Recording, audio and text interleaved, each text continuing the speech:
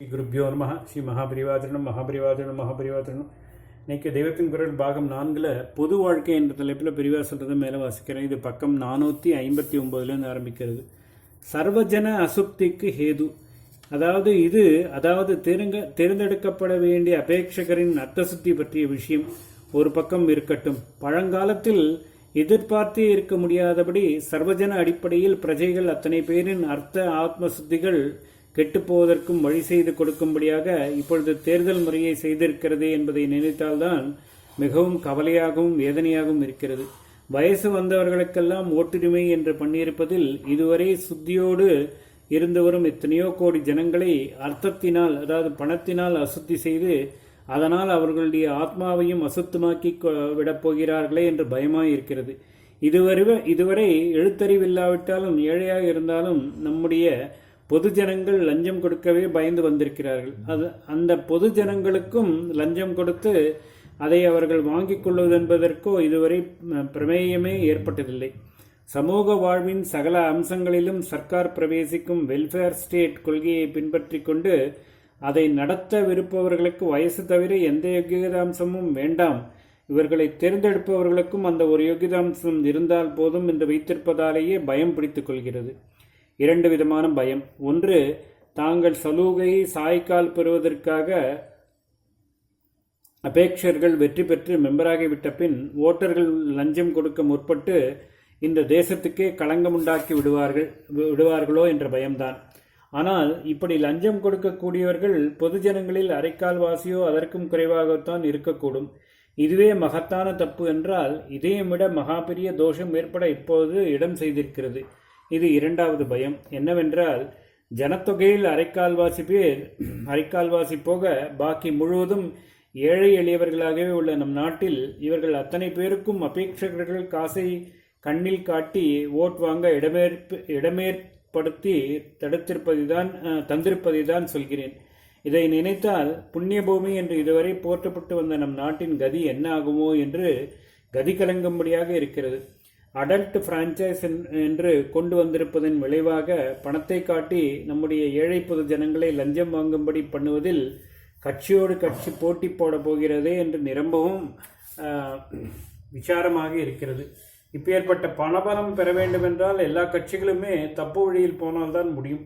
அதாவது லீடர்ஷிப் கெட்டுப்போக வேண்டியதுதான். அதைவிடவும் பொது ஜனத்தை பற்றியே ரொம்ப கவலையாக உள்ளது. காசு வாங்கி கொண்டு ஓட்டு போடுவது என்பதாக ஜனங்கள் ஒரு தப்புக்கு இடம் கொடுத்து விட்டால் அது பழகிப்போய் மேலும் மேலும் தப்பு பண்ணுவதில் குளிர் விட்டுவிடும். பொதுவாக நல்ல குணமுடைய நம் ஜனங்கள் லஞ்சம் வாங்கி கொள்ளும் ஒரு தோஷத்துக்கு ஆளாகிவிட்டால் அப்புறம் எதிரெதிர் கட்சிகளிடம் வாங்கி கொண்டு ஒன்றுக்கு நாமம் போட்டு அசத்தியம் என்ற பெரிய தோஷத்துக்கும் ஆளாகிவிடக்கூடும்.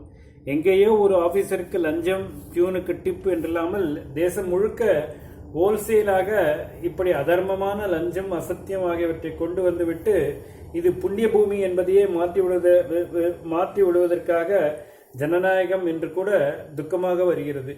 நான் பாலிடிக்ஸ் பேசப்படாதுதான், ஆனால் பாலிடிக்ஸ் தர்மத்திலே வந்து முட்டி மோதி நம்முடைய ஜனங்களின் நல்ல பண்புகளை எல்லாம் அடித்து கொண்டு போய்விடுமோ என்ற நிலை ஏற்படும் போது தர்ம பீடங்களாகவே மடங்கள் ஏற்படுத்தப்பட்டிருக்கிறதால் எப்படி வாயை மூடிக்கொண்டிருப்பது? அடைத்து வைத்த ஜலம் திறந்து விட்டவுடன் ஒரு வேகமாக பீத்துக்கொண்டு கிளம்புவது போல் வெகுகால வெள்ளைக்கார ஆட்சிக்கு பின் இப்பொழுது சுதந்திரம் என்று கிடைத்திருக்கும் போது எல்லோரும் நிதானம் இல்லாமல், கட்டுப்பாடு இல்லாமல், வியவஸ்தை இல்லாமல் கிளம்புவதற்கு ஆஸ்பதம் ஏற்பட்டிருக்கிறது. இம்மாதிரி சமயத்தில் அபேட்சகருக்கும் யோகிதாம்சம் வேண்டாம், ஓட்டு போடுகிறவனுக்கும் வேண்டாம் என்று பண்ணினால் நாம் மனசால் கற்பனை கூட செய்து பார்க்க முடியாதபடி கட்சி பிரதி கட்சிகளும் லஞ்சமும் தேசமும் மோசமும் பொய்யும் தான் எலெக்ஷன் என்ற பெயரில் ஊரை இரண்டுபடுத்த போகிறதோ என்று எனக்கு தோன்றுகிறது.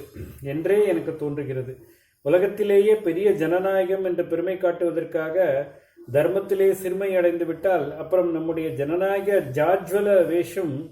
ஜாஜ்வல்ய வேஷம் பிராணன் போன உடம்புக்கு அலங்காரம் செய்கிற மாதிரி தான்.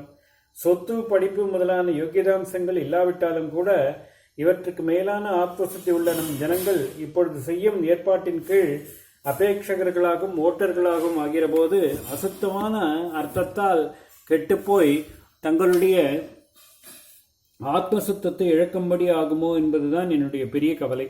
சர்வஜனங்களின் அர்த்த அசக்திக்கும் ஆத்மசக்திக்குமாய் ஒரு ஜனநாயகம்.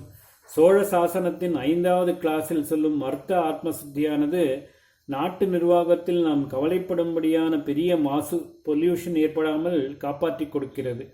பண விஷயத்தில் முறைமீறி பண்ணவே மாட்டான் என்பதாக அர்த்த சுத்தத்தை பற்றி நிச்சயமாக ஊராரால் மதிக்கப்படுவனைத்தான் அபேட்சகனாக ஒப்புக்கொள்வார்கள். ஒருத்தனை பற்றி ஏதாவது கொஞ்சம் சந்தேகம், கொஞ்சம் கசமசா பேச்சு இருந்தால் அப்படிப்பட்டவன் தேர்தல் அபேட்சை பெறவே முடியாது. ஓம் ஸ்ரீ குருப்யோ நமஹ. ஸ்ரீ மகாபரிவாஜனம் மகாபரிவாஜனம் மகாபரிவாஜனம்.